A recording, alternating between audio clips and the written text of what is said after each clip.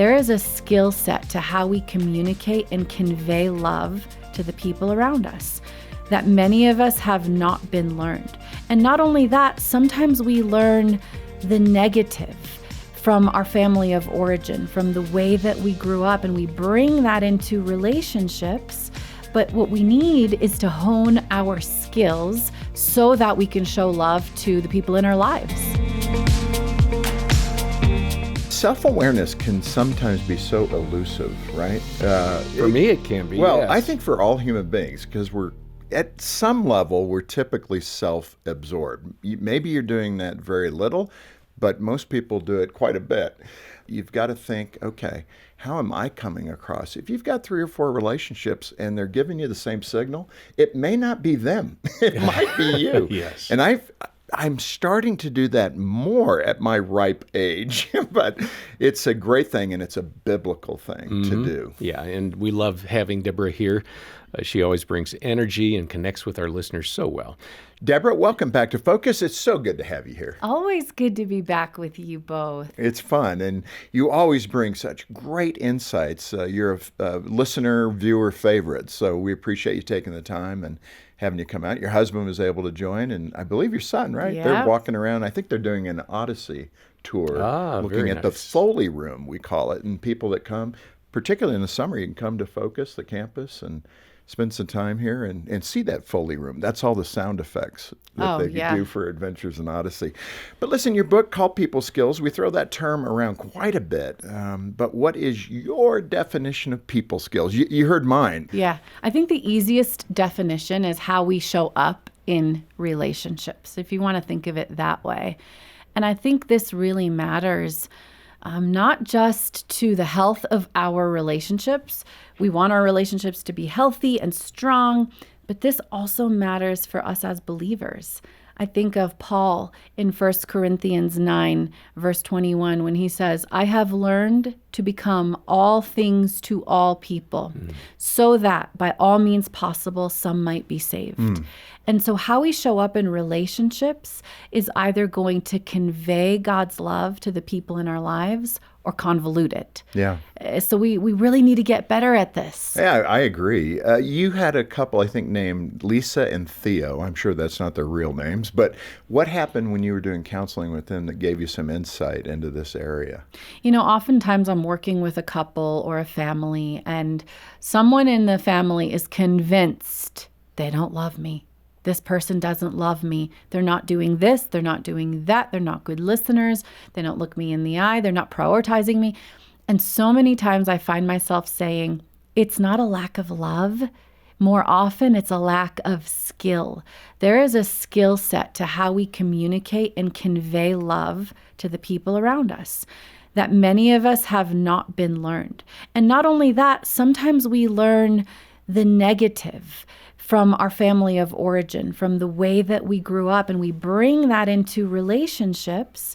But what we need is to hone our skills so that we can show love to the people in our lives. Yeah. You know, so often you take these assessment tests, and you always think, I'd score myself a 9 or 10 in people skills. And then when others are assessing you, whatever that might be, a 360 at your employment or whatever it might be, typically the perceiver takes a much higher position of their skill set than those around them. A, I guess, why do we do that? And B, it kind of does show a disconnect with reality, right? It really does. We don't really realize how we come across. And in one of my books, I talk about something called the better than average effect. And it's the idea that there was a social study where they had people rate themselves on a scale. And what was interesting is they asked them things like, how kind are you? How good are you at parallel parking? 10. Exactly. Everybody rated themselves as better than average. Not everybody can be better than average, right? Mathematically, that doesn't compute. And when I was writing people skills, there was this really fascinating trend. Oftentimes when I'm writing a book, people will ask me, what am I writing about? And when I let them know, they'll say, oh, that sounds like a book that I could use. With people skills, almost 90% of the time when someone asks me, what are you writing about? Oh, people skills. They would say, I know somebody who could use that book. My husband could use that book. My son could use that book. But very rarely did they acknowledge and have the insight and awareness to say, you know what? I could use some people skills in my life. And that just shows us the lack of awareness that we have with regards to how we come across. No, it's so true. Technology has had to have made this worse. I'm talking about social media. Again, you go to a restaurant, you see a family of four sitting there, everybody's into their phones. They're really not talking to each other. We try in the Daly household and when we're at a restaurant to put those phones away and actually talk to one another. Yeah. But technology has exacerbated the problem of learning people skills and communication skills. So how, especially with 20, 30 somethings, not to pick on you, but I know you just haven't had a non-digital environment. You were born into it. Mm-hmm. Right. And so for digital natives particularly, how do they look at that, or how do all of us look at this a little differently? It's okay, we need to practice good people skills. I mean, that's very intentional. It's very intentional. And sadly, I think we're just on the brink of this getting really bad in our culture with how much tech saturation. We live in a world where you used to have to go to the grocery store and have a face-to-face conversation with the cashier. Now you pick up your phone, put in your order, and say, leave it at my door. So you don't even have to have a conversation. And I never want to talk to you in the process. No eye contact, no engagement. So even the natural opportunities that we would have had to practice our people skills are gone in our society today with our phones, our constant looking at our screens. Not only that, social media wires us to be so self-focused and what you said earlier, self-absorbed. We're thinking about what we want, what we think, what we feel and believe, our opinions. We're posting. The spotlight is on us at all times when we're engaging on social media.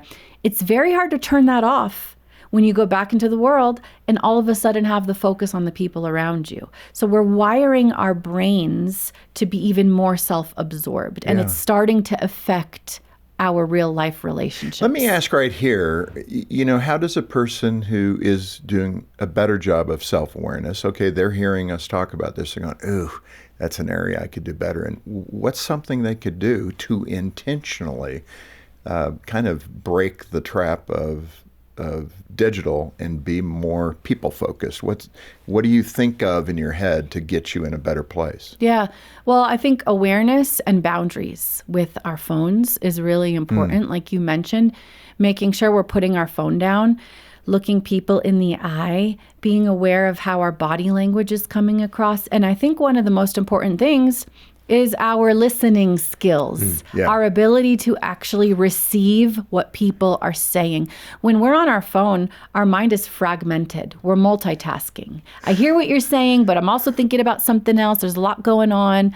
And so being able to focus on what someone is saying and actually receive it as part of listening is a lost art these days. Some of that, and I'm laughing here because I've actually used that argument. This job trains us very well, John, to be able to listen. We have to read prep that we've got. We've got notes coming from the producers. And so I'm always telling Jean how effective I am at doing three things at once. Focus has trained me to do this. She doesn't seem to be won over with that. She doesn't agree. She's not appreciative. In fact, one day, seriously, I was watching a football game, reading parts of a newspaper, and she was telling me a story. And she came over and said, what did I just say? And I gave it to her verbatim. And she grabbed my cheeks and said, I need your face. Yeah. So the point I'm making here, maybe it's not so much what we need as the listener, it's what the communicator needs for us to give them the feeling that I'm hearing you. Yes, that's a big deal because it's not just about what you are receiving. It's about what you're communicating in that moment. In that regard, you had a story of body language, which is so funny because we can give off body language. I think this may be one of the harder areas to understand how you're being perceived. I don't know if that's true. You can affirm that. I think I can know my words when I'm being sharp-tongued with something or, a verbal expression. I understand that better. Like, why did I say it that way? I think my face and my body language is a little more difficult to know. Is that fair? Well, the only people that really stand in front of a mirror when they're talking and interacting are actors. performers who are training for a play or a drama or a TV show, the average person is not looking in front of a mirror while they're interacting, while they're angry, while they're upset, while they're listening, while they're talking. I mean, even right now, we're communicating to one another, but I see you, you see me, I don't see myself. And so I don't have anybody to give me that feedback. And so in people skills, I give you some exercises that you can actually do in front of a mirror.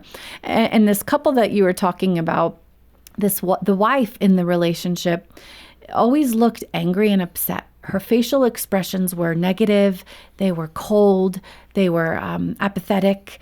And so the husband came in and said, she always seems to be upset with me. She's always angry and annoyed at me. And she's like, no, I'm not. Well, why are you saying that? Well, look how you look. You always look upset. You're scowling. And no, that's not how I feel on the inside. So eventually in session, he says to her, well, tell that to your face because it's not getting communicated. Right. And as we processed that, it became clear that she actually does have this cold demeanor, this lack of self-expression on her face.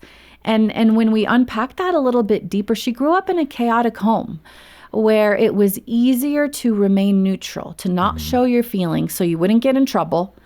So dad, who is an alcoholic, wouldn't get angry at you. And so now she's kind of become conditioned to have a very neutral to negative face so that she doesn't show what's going on the inside of her. And that took some time to make those connections for her and for her to now be intentional to smile, to open her eyes up, to look warm and friendly. So I guess the question is, what's your resting face? For those who are listening, when people see you for the first time, when you walk in a room, what does your face communicate before your words? So how do you go about ascertaining that? Because again, you're not in front of a mirror. Do you ask your spouse? Do you ask friends that you can trust? Yeah. What does my resting face look like to you? I think it's a really brave question. It is. And one that we probably don't ask. We don't ask people, how do I come across? What do I look like? How do I appear? But I also think the practice of looking in a mirror is really great, or taking a video and rewatching it. I mean, we have the luxury as communicators of watching our videos back and seeing how we come across, but the average person doesn't get that. Yeah. And so I think that's an important practice, to be able to invite feedback in those different ways and then be intentional about smiling, about open versus closed body language. Closed body language is when my arms are crossed, my hands are crossed.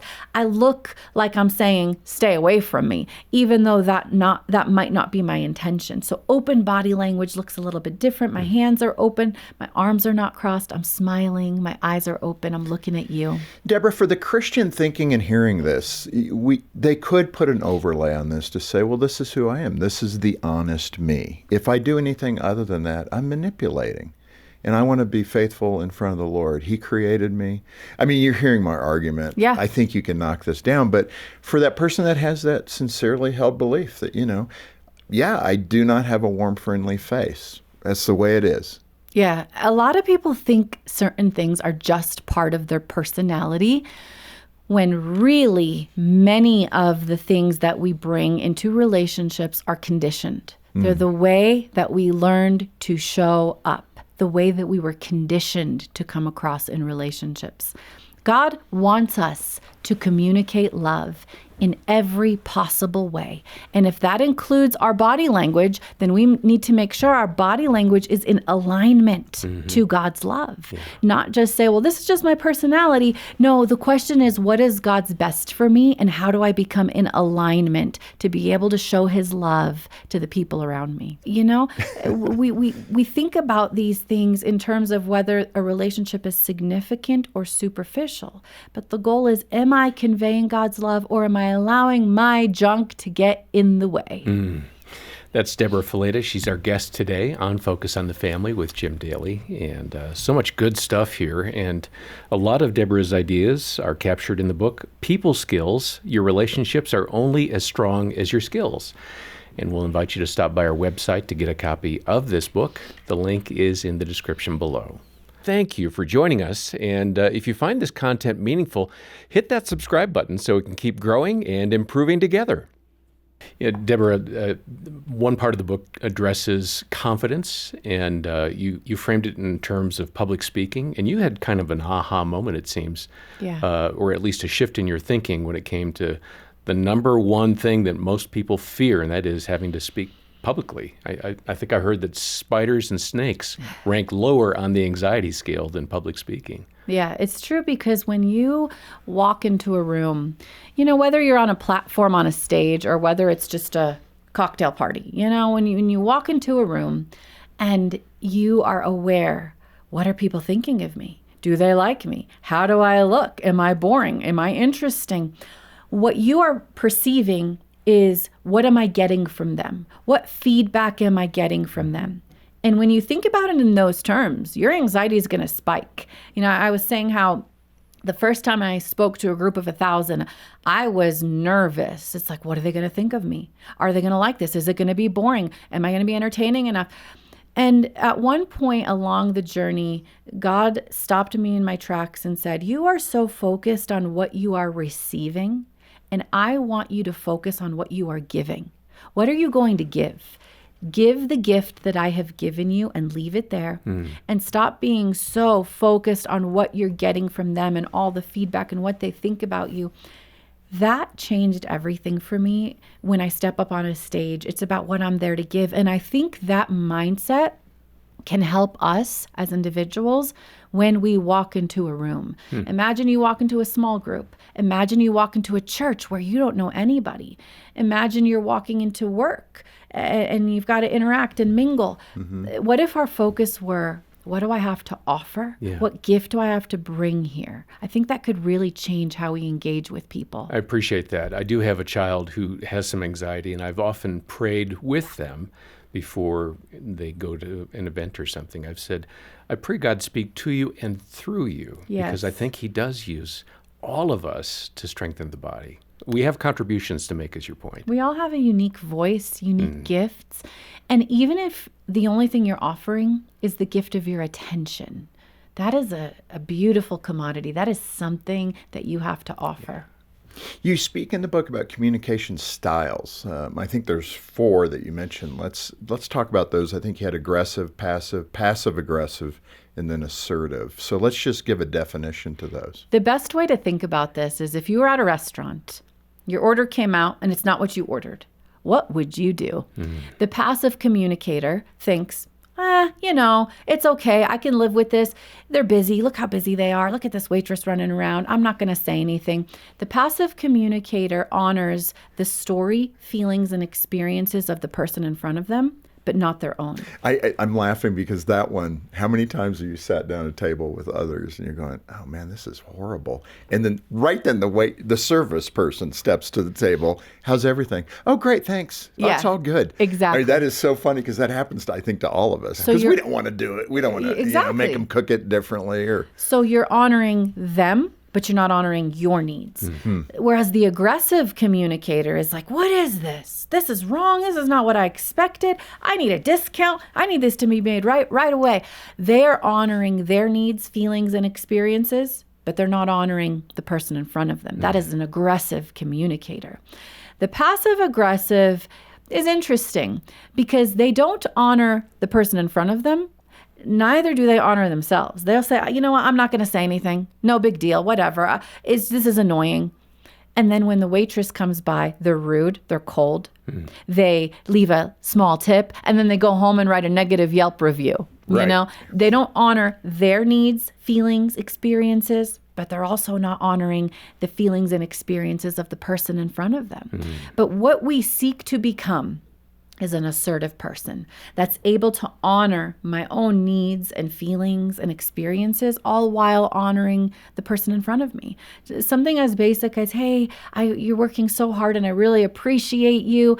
I noticed that my meal was wrong, and if you could take a minute to fix this, that would be really great. Yeah, Thank you so and much. well said. When we're angry, it's very rare you're going to get what you need. Exactly. And, it's just human nature. And think about it in terms of deeper conversations with a friend, with a spouse. Hey, I'm sure that this isn't what you intended, but when you said this, it really hurt my feelings. And I'd like to talk about it. think about that. In these harder conversations that we have with people, it can make a big difference. Yeah. But Debra, the one thing I've often said, people that listen regularly or watch on YouTube, when you're talking to a counselor, which you are, you say it so well because you help couples practice that. The regular person, we're angry, we're upset, you've touched a trigger of mine. So in our marriage relationship specifically, we don't tend to respond like that. Whenever I hear the counselor say, well, the way to approach that is to say, honey, I hear you, and I really want to do better for you. Instead, we're going, why'd you say it to me like that? Right. There is such distance between those two. And I guess the question I have for you is why? This is a person we love. This is our companion for life, hopefully. Why wouldn't we treat them with a better way of communicating? Why do we go right to the cutting language? Yeah, because we show our worst selves in our closest relationships. And I don't think we take the call seriously enough to model Christ and the church in our relationships. We really don't. I mean, if we took that call seriously every morning, that I am a reflection of Jesus to my spouse today, it would radically change what I did. But the beautiful thing about this is we're not after perfection. This is a skill set. We are learning to become more like Jesus along the way. Each day, I'm practicing these things. I might not always do it right. I might not always get it. But the goal here is that when I become more like Jesus, it actually makes my relationships better. Yeah. This is for me as well. One of my favorite quotes is from Amy Carmichael, and she says, if I cannot rest under misunderstanding without defending myself, then I know nothing of Calvary love. Wow. Play that back and forth and listen to it 10 times. Debra, you have a fascinating chapter in the book about making deposits before making withdrawals. And I get that emotionally, but explain what you mean by that. Yeah, oftentimes in relationships, we're quick to offer what needs to be changed or adjusted or a suggestion or a question. And all of these things, if you think about your relationship like a bank account, they're things that require withdrawals of energy and emotions. But sometimes we require that and ask that, hey, I need you to do this differently. I didn't like how you did that, before we've made deposits of affirmation and encouragement and validation to the people in our lives. So think about, for every criticism, you want to give 3 to 5 encouragements. And it is easier said than done with marriage and with parenting. But if we could keep that at the front of our mind, the more we've deposited in the account, the more we have to draw from, and the healthier the account of the relationship will be. Now, we've talked about that marriage relationship. This is more of a parenting one, but you practice that with, I think, your 14-year-old daughter, of making those deposits. So when you had to kind of get the withdrawal. Yeah. In the middle of writing this book, actually, I was talking about encouragement and validation and making deposits, and she had walked in and interrupted my writing process to ask a question. And it was funny because in that moment, I could have said, hey, I'm in the middle of something. But I was like, you know what? I got to practice what I preach, offered her validation and encouragement, closed my laptop, tried to be present with her. Your attention is one of the most valuable gifts you have to give to the people around you. It's one of the most important people skills that you have is your undivided attention. And when we can give that gift, again, it's a skill. It's easy to be distracted. It's easy to have a fragmented mind. It's easy to be scrolling on our phones while they're talking to us. But to be able to be intentional to give the people that we love the gift of our attention is an important people skill that not only shapes their value and self-worth, it also shapes how they show up in relationships as well, because we learn by modeling.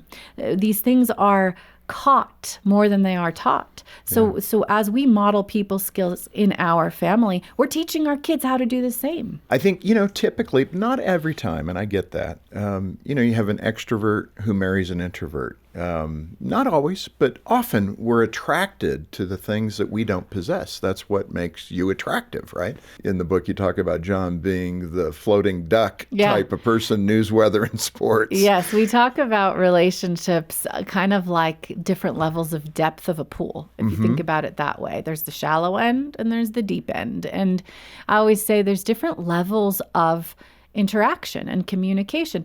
I could talk to you for an hour, but not necessarily have a deep conversation. And I think that's one of the reasons spouses struggle. The wife might say, well, I feel like we're not really communicating. And the husband's like, what do you mean? We talked for an hour yesterday. But we've got to understand that there's levels of communication. There's levels of depth. And my husband always jokes that when it comes to levels of depth, I'm like the scuba diver swimming in the deep end of emotions.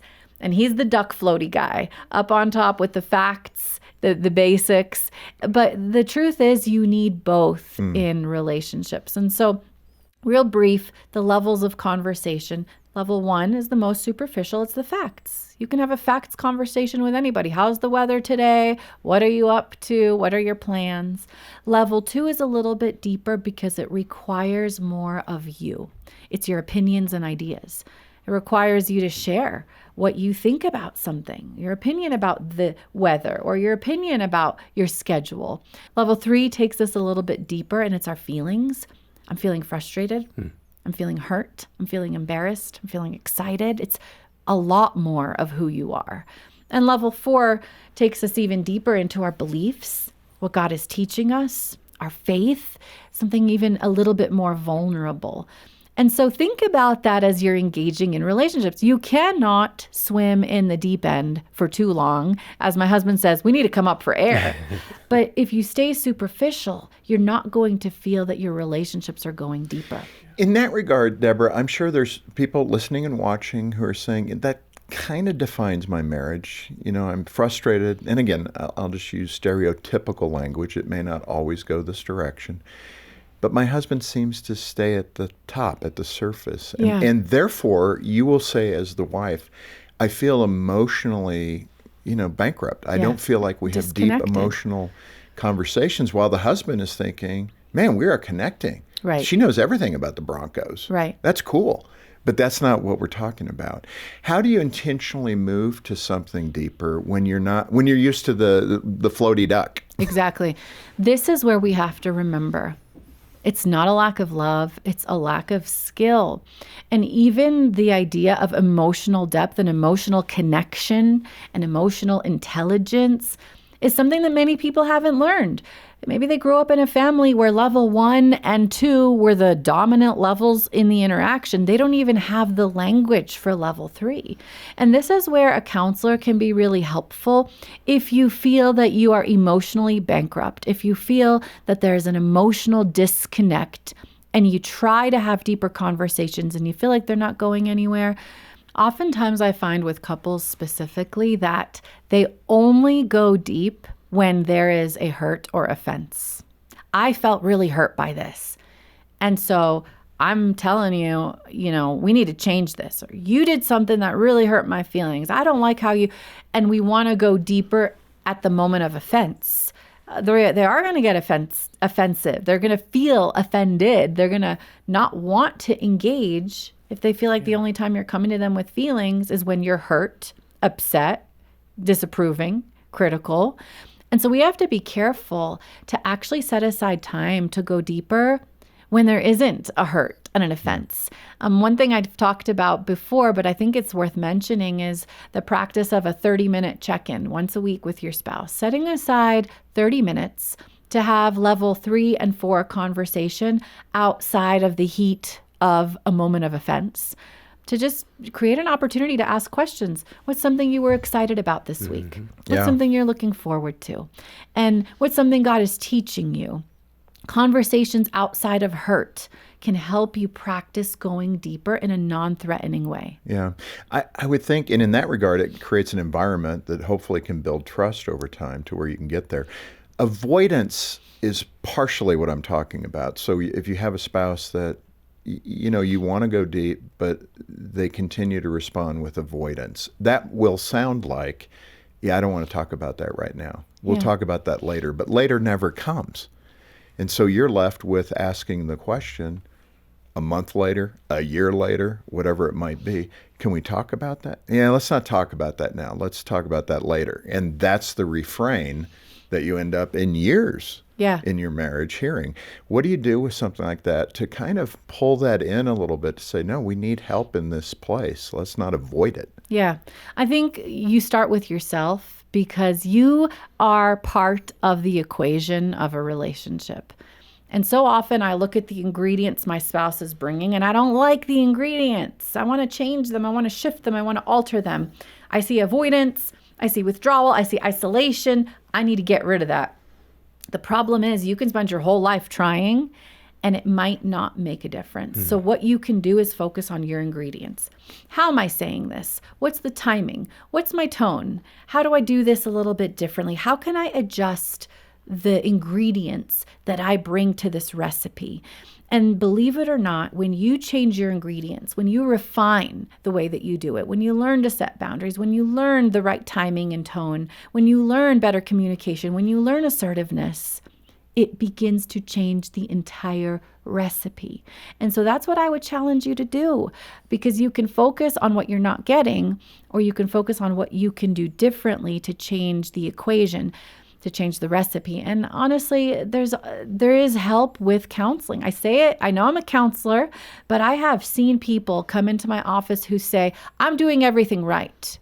But when I actually unpack what they're doing, I can show them many, many things that they can adjust and do differently that will get a different response. Well, which strikes right at the heart of self-awareness. Yeah. Right? That's the point. And that's a good statement. Allow me to interrupt for a moment to say how much I appreciate you watching. If you find value in this content, please subscribe by clicking below. It'll be a big help. Now, let's get back to the show. You know, we love the kind of the question, what's the shortest scripture in the Bible? John, I'm going to put you on the spot. What is it? I think it's Jesus wept. And isn't it? the point of that, it is that. Okay. But the point is that Jesus had emotions. Yeah. And, you know, Lazarus, the whole story of Lazarus dying, he could have prevented it. And Mary wasn't very happy about that. And yet he was emotional about it. There's going to be something that will come that is good from this.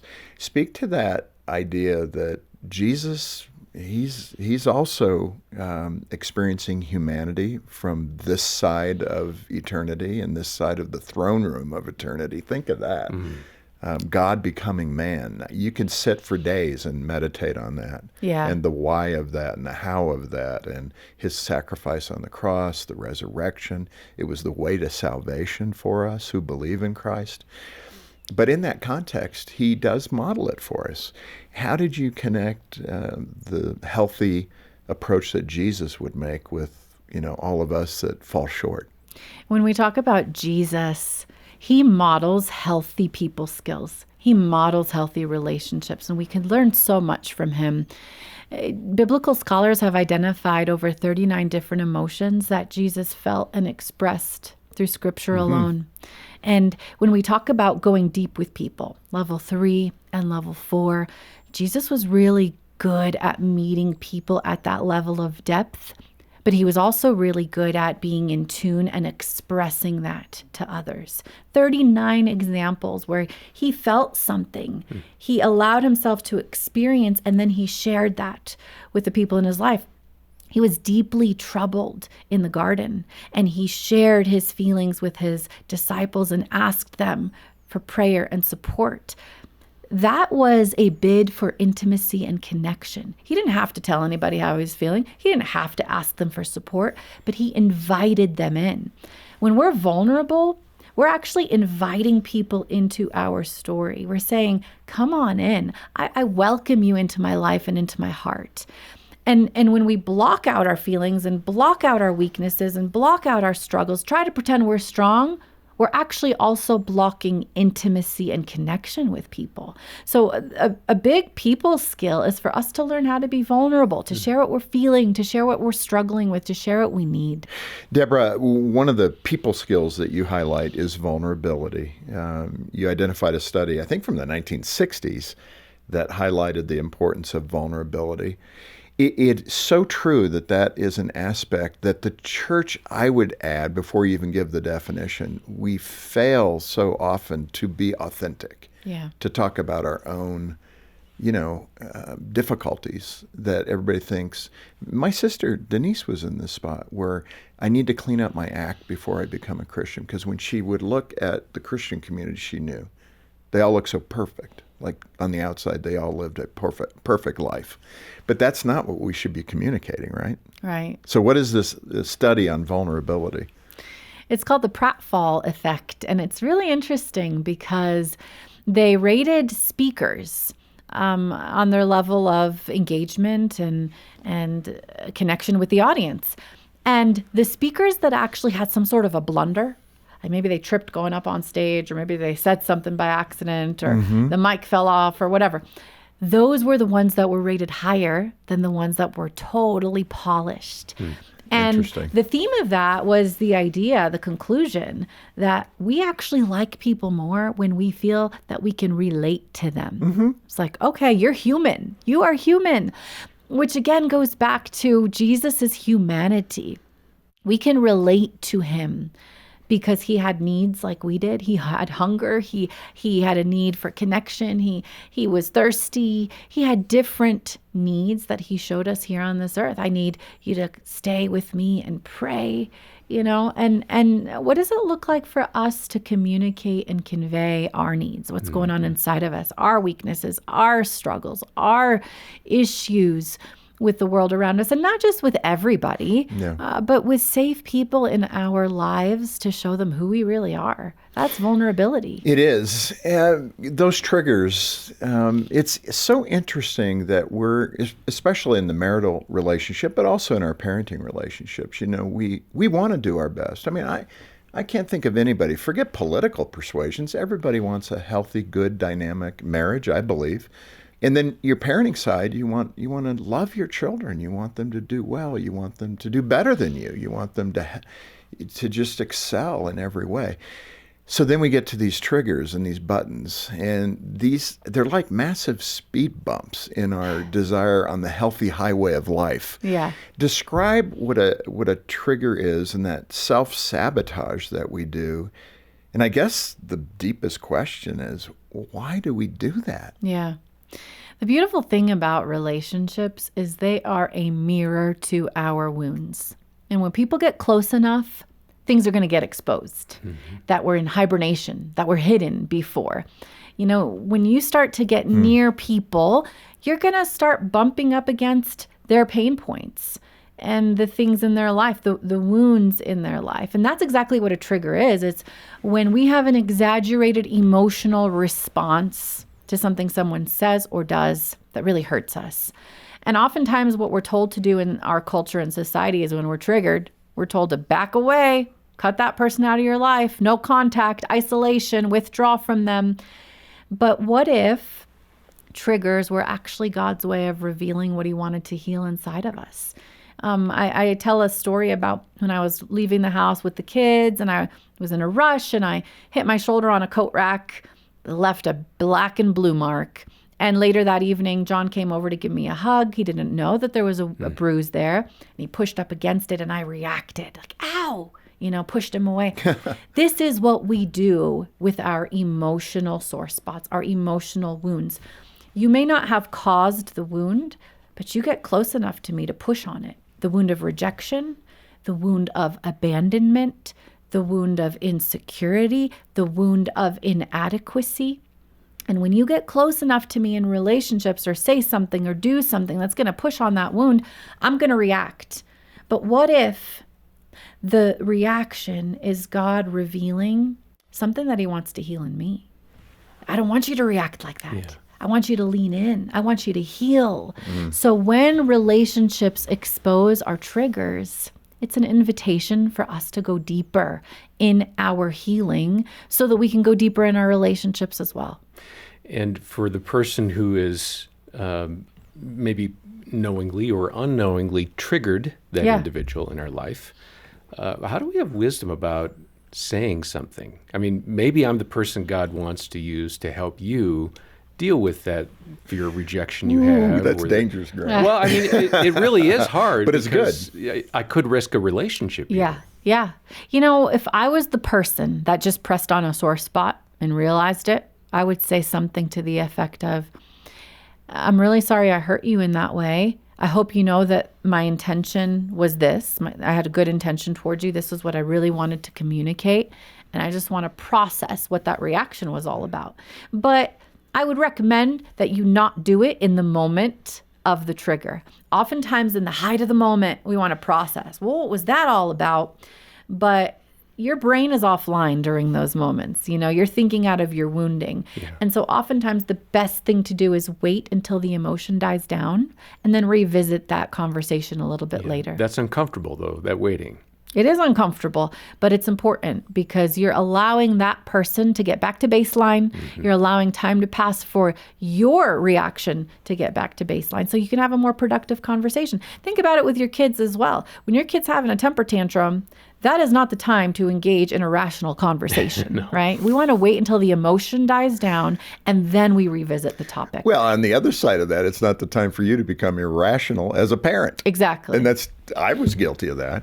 You come over here right now, Mom, if you don't stop. It's just so funny that we get down to the gutter, right? What do they call that? The lizard brain? Yeah, I've heard that, the lizard brain. Yeah. Another skill, and I want to hit, we're right at the end here, but I want to hit as many as possible. And of course, get the app for the phone or whatever, or come to Focus on the Family's website, and you can get the full conversation with Debra.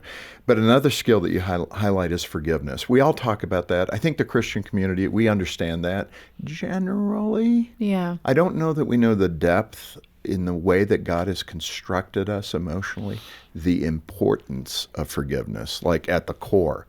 If you can get there, it's a beautiful place to be. Yeah. Forgiveness is really for you, to free you from the hurt and the pain, to untether you from the wounding that person caused you and the power that they have over your life, to unhook yourself.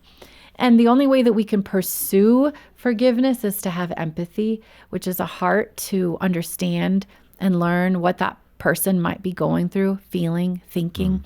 I think of Jesus on the cross as he offered forgiveness to those who falsely accused him and crucified him by saying, Father, forgive them.